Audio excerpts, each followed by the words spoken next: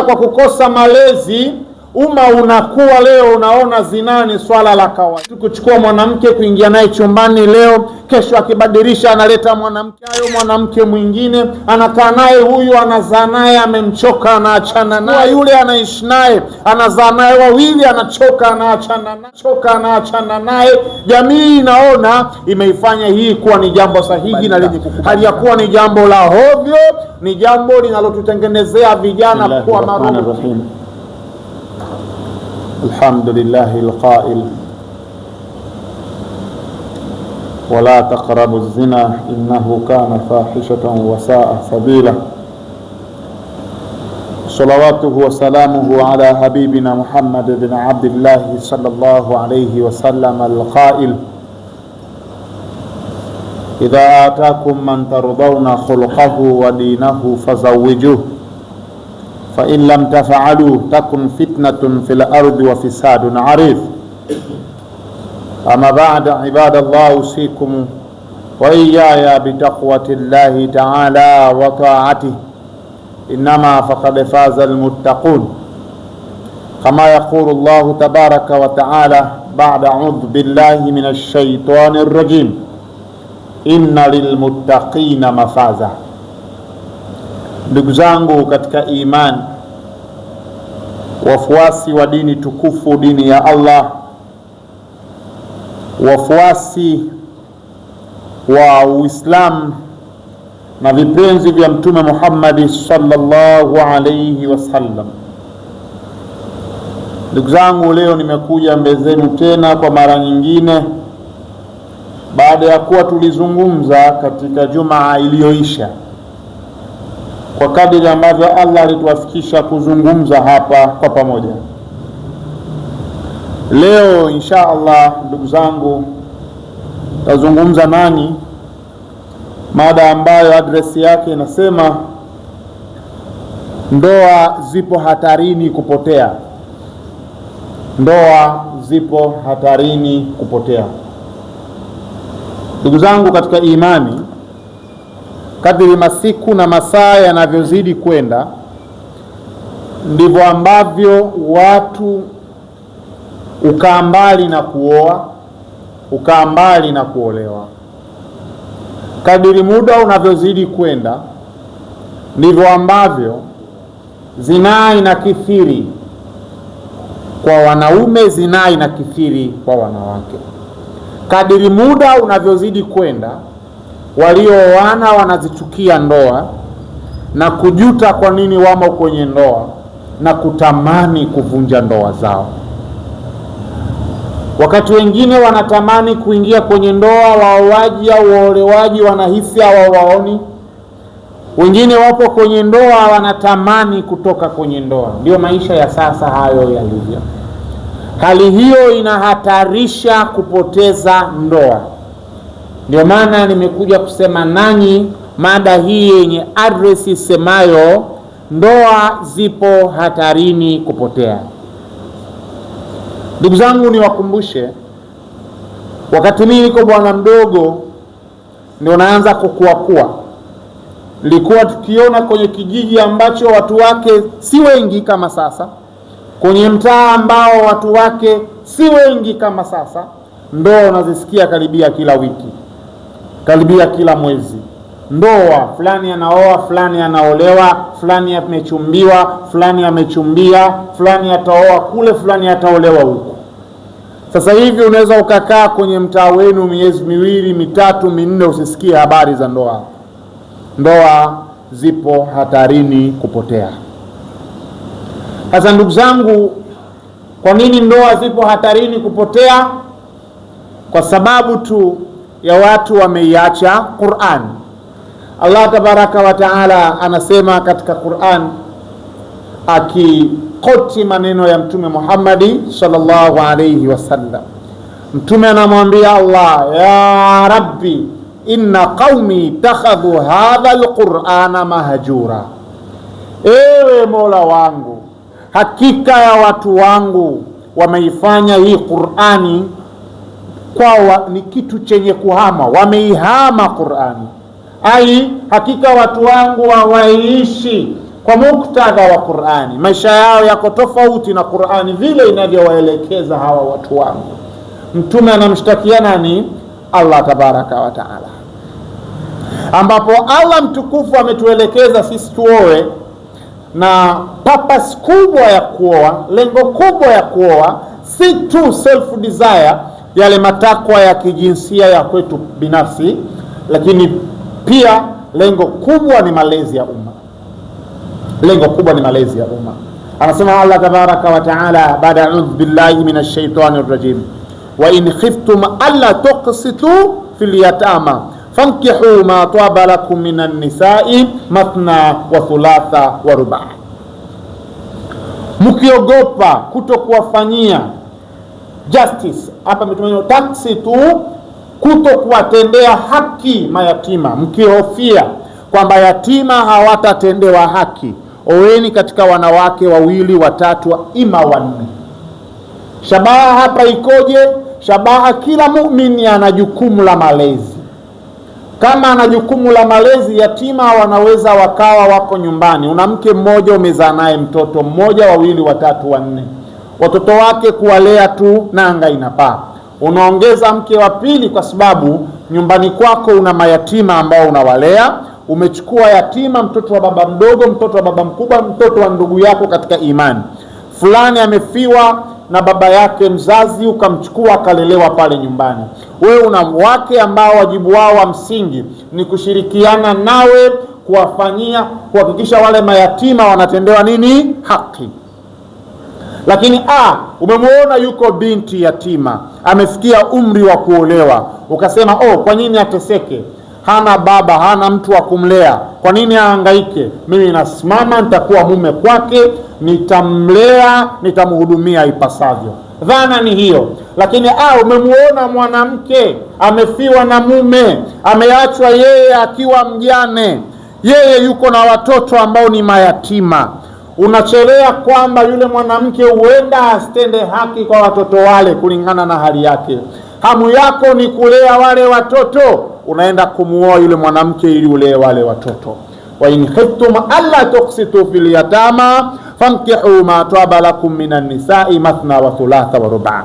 Shabaha na dhana namba moja ya ndoa ni malezi ya umma. Hiyo ndo shabaha na dhana namba moja ya ndoa, ni malezi ya umma. Ndugu zangu, umma leo umekosa malezi kwa sababu ndoa zipo na watu hakuna wa kuwalea, wapo tu. Umma kwa kukosa malezi, umma unakuwa leo unaona zina ni swala la kawaida. Mtu kuchukua mwanamke kuingia naye chumbani leo, kesho akibadilisha analeta mwanamke mwingine, wiki ijayo mwanamke mwingine, anakaa naye huyu, anazaa naye, amemchoka, anaachana naye, anachukua yule, anaishi naye, anazaa naye wawili, anachoka, anaachana naye. Jamii inaona imeifanya hii kuwa ni jambo sahihi na lenye kukubalika, hali ya kuwa ni jambo la hovyo, ni jambo linalotutengenezea vijana kuwa maroboti, linatuandalia watu kuwa maroboti. Ni watu ambao wanakuwa remoted tu, ni watu ambao wamekosa malezi. Kwa nini wanakosa malezi? Kwa sababu wamekosa kushuhudia ndoa za baba na mama. Na ndio maana hata mayatima tukawa tuna wajibu wa sisi kuwachukua na kuwalea ili washuhudie mimi ndugu yake katika imani, na kuwa baba yake baada ya baba yake kufa, ashuhudie malezi ya mke na mume yakoje, malezi ya baba na mama yakoje. Na ndio maana Uislamu haukutaka mtoto yatima aende akalelewe kwenye kituo cha yatima. Uislamu umetaka mtoto yatima achukuliwa alelewe kwenye nyumba kama watoto wengine wanavyolelewa, na sio kuwatenga kwenye nyumba maalum waitwe wale ni mayatima wanalelewa pale. Hapana, sio mafunzo ya Uislamu. Kwa nini wakilelewa hivyo ovyo ovyo bila kutesti, kuonja ladha ya malezi ya baba na ladha ya malezi ya mama, madhara yake ni nini? Watakuwa ni watoto waliolelewa ovyo ovyo. Hatutegemei kwao wawe ni watoto sahihi, waliokuwa na intelligence sawasawa na nidhamu zenye usikivu sawasawa. Watakuwa ni watoto wanaokuwa na kuadopti tabia mbalimbali ambazo wanaweza wakawa sawa au wasiwe sawa kulingana na mazingira. Kwa ndugu zangu, ndoa ziko hatarini kufa. Madhara ya ndoa kuwa hatarini kupotea ni kuacha jamii isiyo na nidhamu, ni kuacha jamii isiyo na adabu, ni kuacha jamii isiyo na mipango, ni kuacha jamii isiyojua wapi inakwenda, ni jamii inayosikiliza na kufuata bila mipango yoyote. Ndugu zangu katika imani, Allah kuweka ndoa, ameweka ndoa, maana yake anataka watu waishi katika malezi. Tabia za jamii hiyo dhirisishwe kutoka hii kwenda nyingine, kutoka hii kwenda nyingine, zitarithishwa ndani ya ndoa, sio kwa kuzaa na kuacha. Leo mwanamke mmoja ana idadi ya wanaume chungu mzima. Leo yupo na huyu ambaye ameishi naye hajazaa naye, yupo na yule ameishi naye hajazaa naye, anaenda kuishi na yule anazaa naye mtoto mmoja, anaachana naye. Kisha anakaa na mwingine, anazaa naye wawili, anaachana naye, anakaa na mwingine vivyo hivyo. Baba mmoja anajisifia kuwa yeye ni kidume, ana idadi ya wanawake ambao amewazini, idadi ameisahau. Hatuwezi kuwa na jamii ya aina hii tukajisifia kuwa tuna jamii iliyo sawa sawa. Mtume sallallahu alaihi wasallam anasema, idha atakum man tardhauna khuluquhu wa dinahu fazawijuhu, akiwajia yule ambaye mmechunguza tabia yake na mfumo wake wa maisha, tabia yake na mfumo wake wa maisha, yuko na huruma na community na jamii yake, anaiwazia mema jamii yake, lakini je, anaishije katika maisha yake? Anafanyaje kilimo? Anafanyaje biashara? Anasomaje? Anaielewaje kaumu yake hii? Zikija changamoto, mwenzia anaugua, anamtriti vipi? Tabia na dini yake. Dini ni mwenendo mzima wa maisha, yakiwemo kula yake anaitafutaje, yakiwemo uwezo wa understanding yake, anaijuaje hii dunia iko wapi, imetoka wapi, inaenda wapi.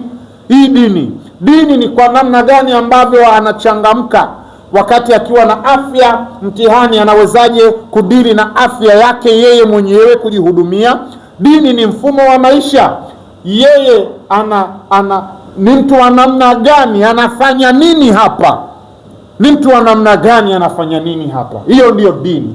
Na tarbia ni vile, je, anaguswaje na mambo ya watu, ni mtu mwenye huruma, anafanya mambo lillah, kwa ajili ya Allah, mambo yake yote. Ni mtu ambaye mwenzia akiumwa anaguswaje yeye.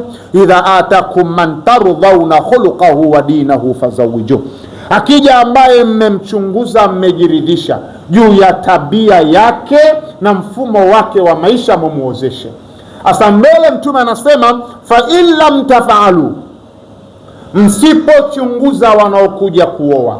Fa in lam taf'alu, msipowachunguza, si tu msipoozesha, msipowachunguza hao waoaji, ima mkajiridhisha ni watu sahihi, mkaacha kwa kibri kuwaozesha, ama mkawaona si watu sahihi, mkawaozesha kwa kibri kwa sababu wako na hela. Takun fitnatun fil ardi wa fisadun arif, itatokea fitna kubwa katika dunia na maharibiko makubwa. Ndio leo mtu anaolewa kwa sababu maisha yake yakoje, awatazami tabia yake, kumbe ni mwanamume likatili lisilo na huruma. Ndio leo mtu anaozeshwa wala haitazamwi anawaza nini kwenye maisha. Jamii hii ambayo maisha yake anataka mtu wake lazima awe na mipango, asiwe na fedha, lakini awe anajielewa, anajua nini anafanya, anajua hana kwa nini hana, anajua anacho amepewa ni amana, akitumiaje. Unamwozesha mtu akiwa ana fedha, ni mnyenyekevu nyumbani, akipata fedha anatukana watu wote. Idha atakum man tardhauna khuluquhu wa dinahu fazawijuhu. Uislamu unaelekeza mtu kabla hajaozeshwa lazima afanyiwe inner inspections, uchunguzi wa ndani, achunguze vitu vyote muhimu ambavyo dunia hii anahitaji mtu awe navyo, kisha ndio aozeshwe. Si tu aozeshwe kwa sababu amekuja, si tu aozeshwe kwa sababu ana uwezo wa kutoa mahali na anayo nyumba ya kumweka mke au mume. Si tu Uislamu unahitaji mtu aozeshwe kwa sababu anajua kuhusu maisha, mtu aozeshwe kwa sababu tabia yake ni yenye kueleweka. Idha atakum man tardhauna khuluquhu wa dinahu fazawijuhu. Sasa ndugu zangu katika imani, leo dunia watu hawaoani, hawatamani tena ndoa. Kwa nini? Kwa sababu hawajasoma misingi ya ndoa. Wanaona waliooana baada ya kufurahia ndoa kana kwamba wanakula asali, wanaona wanaichukia ndoa kana kwamba wanakula shubili. Ndoa yenye amani leo unahesabu. Sasa mwanamke akose thamani leo, awe tu yoyote anachukua. Pakafika mahala leo mwanamke mwenye fedha anachagua kijana amtakaye, anampa fedha, anakwenda kufanya naye, anamalizana naye. Mwanamume mwenye fedha anachukua mwanamke amtakaye, wafanya hivyo hivyo. Amefika mahala leo wako wanawake wananunua wanaume na wako wanaume wananunua wanawake. Wako wanaume wanajiuza kwa wanawake na wako wanawake wanajiuza kwa wanaume. Hatari kabisa. Amefika mahala leo jamii yetu iko hapa, ndoa zipo hatarini kupotea. Sasa leo kumeenda mbali mpaka pamefika mahala yuko mwanamume anajiuza kwa wanamume mwenzie, kwa maana anaingia kwenye kaumu Lot. Hii ni hatari sana kuwa na jamii ya aina hiyo. Lazima kwa maksudi tuazimie na tuamue kwa pamoja kuirejeshea jamii heshima, na jamii ili iweze kuwa na heshima lazima ndoa ziwepo. Ndio tutatengeneza watoto wenye adabu na wenye nidhamu. Mtoto mwenye adabu na wenye nidhamu wanapatikana kwa malezi. Lazima leo misikiti, lazima leo madrasa, lazima leo familia ziamue kwa maksudi kufanya semina na mafunzo ya malezi ya ndoa ya mara kwa mara. Lazima wanandoa walio kwenye ndoa kuanzia sasa wajitathmini, waamue kubadilika, waifanye ndoa kuwa ni mahara palikokuwa na furaha, kama hadithi ya Mtume inavyoeleza kwamba dunia mata'u wa khairu mata'iha almar'atu salihah. Hii dunia ni starehe, na starehe ya hii dunia ni kupatikana mwanamke aliyo mwema. Na mwema ni yupi? Faswalihatu qanitatu. Allah anasema mwema ni wale wanawake wacha Mungu. Kwa lazima watu turejeshe kufundisha watu wajue kwamba ndoa zawezaje kuwa na furaha. Darasa zianze kwenye nyumba, kwenye familia, kwenye ukoo. Darasa zifanywe kwenye misikiti, darasa zifanywe kwenye madrasa. Tuandae special seminar kwa ajili ya kuwafundisha watu kuhusu ndoa. Watu warejeshewe hali ya kuheshimu ndoa. Waume waheshimu wake na wake waheshimu waume. Watu waone kwa nini watu wanaoa. Haya mambo yanapaswa kufanywa sasa, ili tuje na kaumu iliyokuwa na nidhamu, iliyokuwa na mkubwa anamheshimu mkubwa, anamhurumia mdogo, na mdogo anamheshimu mkubwa, kama anavyosema Mtume sallallahu alaihi wasallam. Islamic ethics ni kwamba mdogo anamheshimu mkubwa na mkubwa anamhurumia mdogo. Laisa minna man la yarham saghirana. Sawa sawa, si miongoni mwetu ambaye hawahurumii wadogo wetu, lakini pia Mtume akasema si miongoni mwetu ambaye hawaheshimu wakubwa. Sasa maisha ya adabu, maisha ya kutambua ya nidhamu, lazima kuwe na ndoa. Kama hatuna jitihada madhubuti na za maksudi zinazolenga kuitengeneza jamii yenye ndoa, jamii, jiulize mwanao leo jiulize tu, binti yako wa kike yule wa miaka 3 anakuja kuolewa na nani? Ambaye unamwona anastahili kuitwa mume nani? Kama leo tuna mabarobaro leo, hujui nani anastahili kuwa mume. Jiulize binti yako anakuja kuolewa na nani wakati huo wewe haupo. Kijana wako wa kiume anakuja kumwoa nani wakati huo? Jiulize. Ukishajiuliza, ona kuna kila sababu na haja ya kuingia gharama yoyote kwa maksudi. Tuanze kutraini watu wetu kuhusu ndoa. Tutraini watu wetu kuhusu ndoa kama nchi ifanye hiyo jambo. Tutraini watu wetu kuhusu ndoa kama misikiti. Tutraini watu wetu kuhusu ndoa kama madrasa. Tutraini watu wetu kuhusu ndoa kama familia, kama koo, kama taasisi. Yaqulullah tabaraka wa taala baada a'udhu billahi minash shaitani rrajim fankihu ma taba lakum minan nisa'i mathna wa thulatha wa ruba'. Barakallahu li wa lakum bil Qur'anil azim wa nafa'ani wa iyyakum bil ayati wa dhikril hakim. Aqulu qawlu hadha astaghfiru rabbakum innahu kana ghaffara.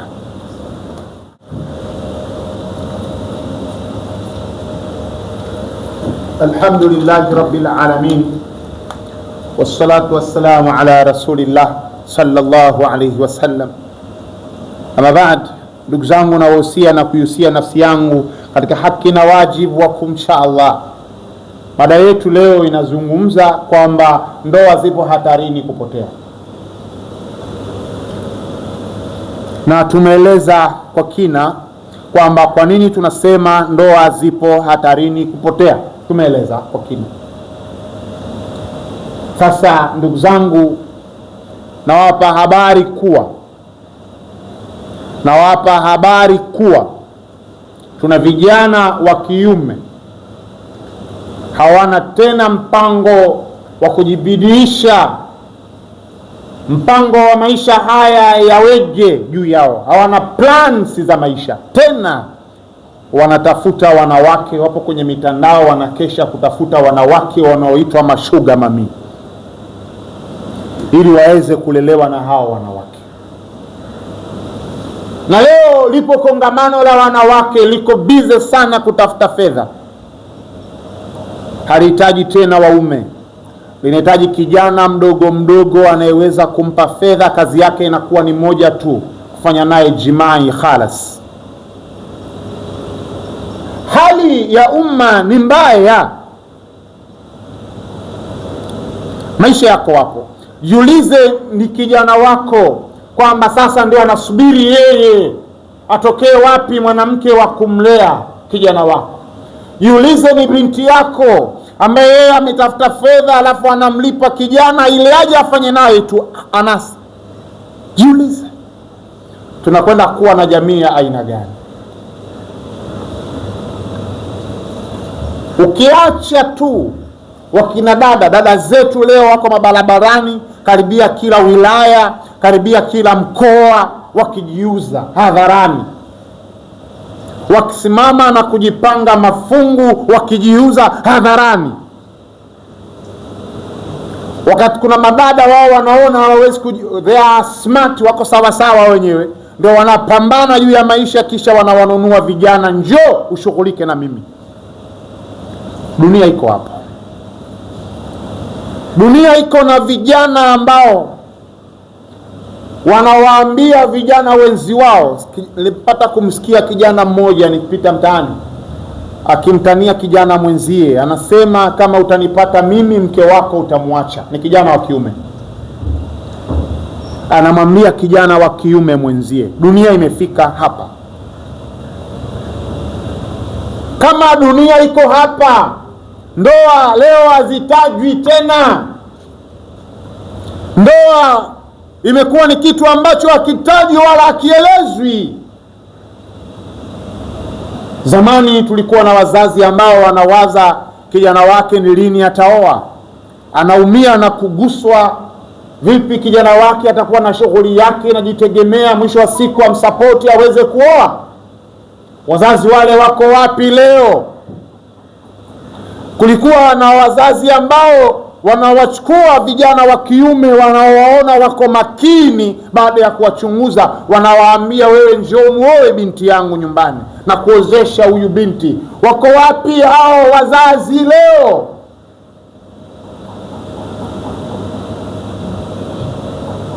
Dunia ilikuwa hivyo. Leo dunia haina tena mpango wa ndoa. Leo dunia iko na vijana mabarobaro, vijana ambao kwa siku wanazini na zaidi ya mwanamke mmoja. Iko na wanawake ambao kwa siku wanazini na zaidi ya mwanamume mmoja.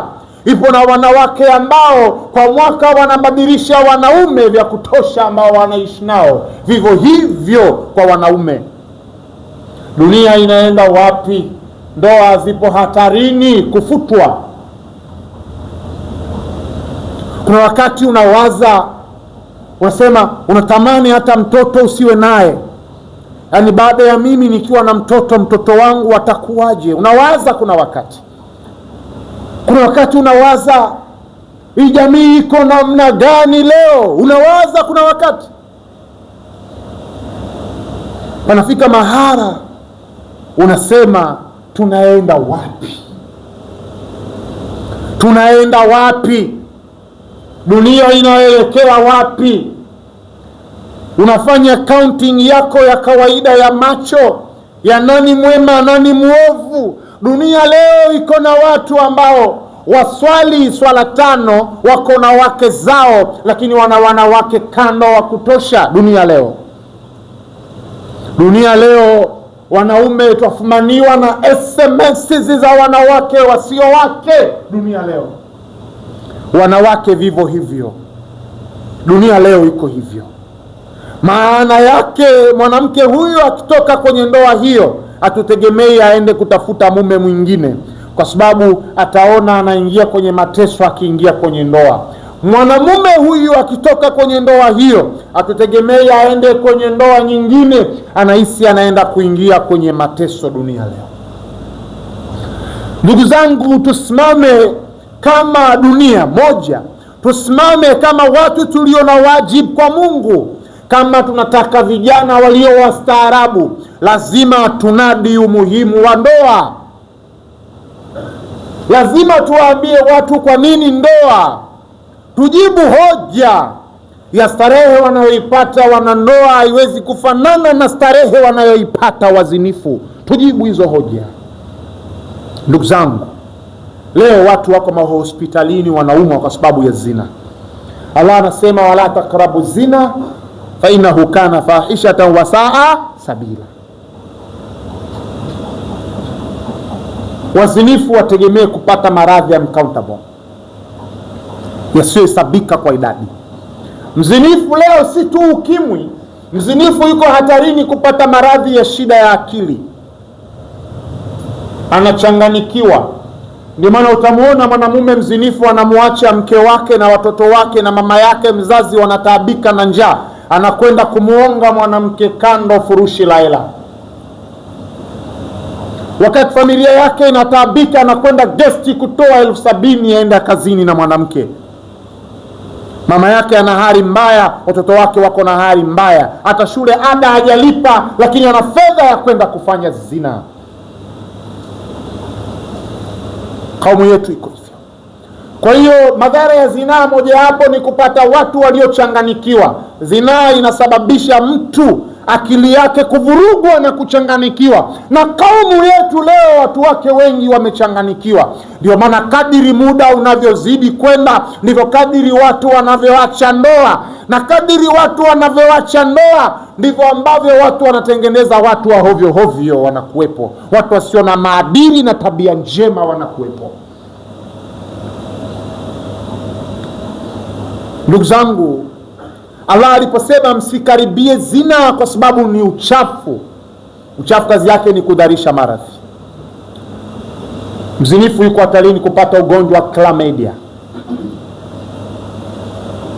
Mzinifu yuko hatarini, kama ni mwanamke, kupata kansa ya shingo ya kizazi, kansa kwenye cervix.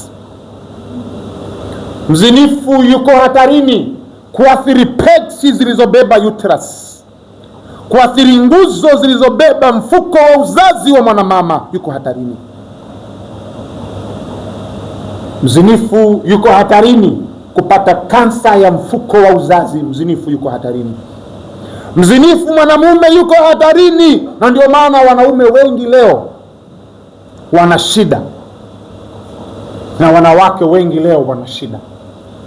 Zinaa inaweza kusababisha kansa, si ukimwi tu. Si ukimwi tu. Zinaa inaweza kusababisha kansa, si ukimwi tu. Watu wengi wanapojilinda kwenye zina wanajilinda na ukimwi. Ukimwi ni kitu kidogo kwenye zina, kwenye shida kubwa zipatikanazo kwenye zina. Shida namba 1 ni akili kuvurugwa, manake mtu anachanganikiwa. Shida namba 2, mtu anaweza akapata kansa kwenye zina. Lakini zinaa inaua, na inauaje?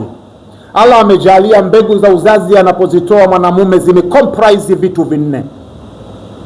Kitu cha kwanza ni acid, kitu cha pili ni protein, kitu cha tatu ni chromosome, na kitu cha 4 ni viruses. Allah amejalia sehemu za kuta za uzazi za mwanamke, Allah amejalia vitundu vidogo vidogo. Vile vitundu ni nyumba ya ulinzi wa mume. Allah anajalia viruses waende wakaishi kwenye vile vitundu. Wanaishi kwenye vitundu ili iweje? Ili walinde mji ule uwe specifically, uwe ni mji maalum kwa ajili ya mwanamume yule mmoja tu. Ikitokea amekuja mwanamume wa pili na akafanya zina na mwanamke huyu, nini kitakwenda kutokea? Mwanamume huyu pia anatoa viruses. Akiwatoa wale viruses, wanagombana na virus wale, kundi dhaifu linapigwa, linatoka nje, linakwenda kutoboa mahala kwingine. Ndio utamuona mtu akija hapa akibaki kama alivyozaliwa, ananuka mishiri ya sombo ya samaki.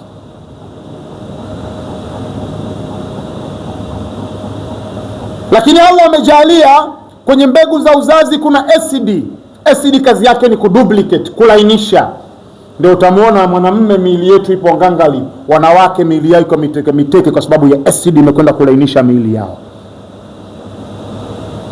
Mbegu za uzazi zina protini ambayo ni chakula ambao wale chromosomes au viruses wanakula hicho chakula, lakini pia kurutubisha zile mbegu ziwe mahiri na madhubuti.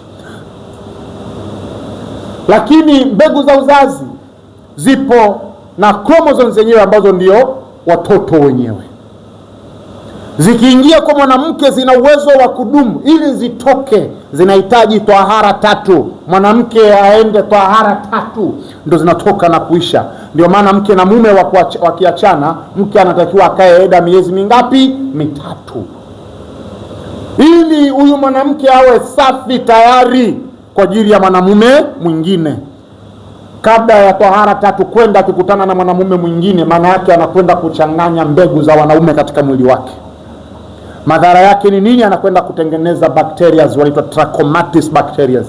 Anakwenda kutengeneza chlamydia disease. Anakwenda kutengeneza magonjwa kama sonono, kama kaswe na magonjwa mengine mengi yanayohusu zina. Zaidi ya magonjwa 1000. Utakuja kuona mtoto anazaliwa akiwa amekufa. Miongoni mwa sources, sio wakati wote kila wanaokufa ni zina, lakini miongoni mwa sources ni zina. Mtoto anazaliwa akiwa ni taila, sio wakati wote, lakini wakati mwingine sources ni zina. Anazaliwa mtoto akiwa ameshambuliwa na bacteria wa Trachomatis bacteria, macho yake haoni, ni kipofu, sababu ni zina. Ndoa ziko hatarini kupotea na zina imezidi kukithiri. Madhara yake, kwa hiyo zina ikiachwa tu inakwenda kuhatarisha afya za watu, wanakwenda kuchanganikiwa akili, wako hatarini kupata kansa, wako hatarini kupata watoto mataila, wako hatarini kuzaa watu ambao wenye ulemavu wa uoni wengi, wako hatarini kupata watu ambao wenye ulemavu wa viungo wengi, wako hatarini. Sisemi kila mlemavu wa viungo, nitafsirike vyema, lakini mtoto anapozaliwa mdogo, miongoni mwa sababu pia moja hapo ni hiyo. Kwa ndugu zangu katika imani, ili tustirike na magonjwa haya, tustirike na hatari hii, sisi na kizazi chetu, lazima turejee kwenye misingi ya ndoa. Na ili ndoa ziwe na heshima, lazima sisi wenyewe wana ndoa tuanze kuziheshimu hizo ndoa, ili wengine waje waige. Kila mmoja jitathmini ndoa yake yeye inafaa kuigwa na wengine. Kila mmoja jitathmini ndoa yake yeye, anavyoongea na mke wake, anavyoongea na mume wake, wengine wanafaa kuiga. Wanavyopokeana, wengine wanafaa kuiga. Wanavyotembea, wengine wanafaa kuiga. Wanavyolea watoto zao, wengine wanafaa kuiga. Kila mmoja jitathmini. Kisha baada ya hapo, kila mmoja aone sasa ana wajibu wa msingi. Vipi kuhusu dada yake na ndoa? Vipi kuhusu kaka yake ama mdogo wake ama kijana wake wa kiume na ndoa? Tuiwazie mema kaumu yetu na tuchukue hatua kwa maksudi kunusuru. Tusipowaza mema juu ya umma, tusipowaza mema juu ya umma, akiathirika jirani utaathirika na wewe. Hii dini ni dini ya umma. Lazima fikra zetu ziwe na umma. Sisi tuwe ni watu ambao tumesaidia kaumu yote. Tusaidie Wakristo, tusaidie na wengine waone kama kuna watu wanaopaswa kufuatwa ni wale. Hivyo wasilimu wapende Uislamu kwa maisha yetu yalivyo mazuri. Na masahaba ridwanullahi ta'ala alaihim walifanikiwa maisha yao, watu walikuwa wakiona wanapenda, wanasilimu automatic wenyewe. Maisha yatatufanya watu wasilimu na kupenda hii dini. Kwa Kwa hivi tulivyo sasa, kuna mahala pa kuweka sawa. Tumeihama Qur'ani, turejeeni katika Qur'ani. Namuomba Allah mtukufu atujalie tuwe ni watu wenye kuyasikiliza maneno na kuyafanyia kazi inshallah. Namuomba Allah tabaraka wa taala atujalie tuwe ndoa zetu ziwe ni zenye furaha na zenye mapenzi na zenye kudumu, ziwe na zenye raha. Namuomba Allah mtukufu atujalie watoto wema, watoto ambao wataishi katika misingi ambayo yeye Allah anairidhia na kuipenda. Namuomba Allah mtukufu asituingize, asituache tukateketea kwenye mitihani hii, sababu yake ni zina, asituache Allah. Namuomba Allah aturejeshe katika taa yake na atutoe katika kumwasi. Namuomba Allah tabaraka wa taala atuokoe sisi na waokoe ndugu zetu. Naomba Allah atujalie tuwe ni watu wenye kuisoma Qur'ani na kuishi kwa namna ilivyo. Barakallahu li ولكم بالقرآن العظيم. اللهم يا رب اغفر للمؤمنين والمؤمنات والمسلمين والمسلمات والأحياء منهم والأموات برحمتك يا أرحم الراحمين. إن الله وملائكته يصلون على النبي يا أيها الذين آمنوا صلوا عليه وسلموا تسليما. اللهم يا رب رضا عن أصحاب النبي صلى الله عليه وسلم أجمعين. اللهم يا رب انصر المجاهدين والمجاهدات في كل مكان، وانصر المسلمين والمسلمات في كل مكان، وانصر المسلمين والمسلمات في كل مكان. إن الله يأمر بالعدل والإحسان وإيتاء ذي القربى وينهى عن الفحشاء والمنكر والبغي يعظكم لعلكم تذكرون ولذكر الله أكبر والله يعلم ما تصنعون. أقم الصلاة.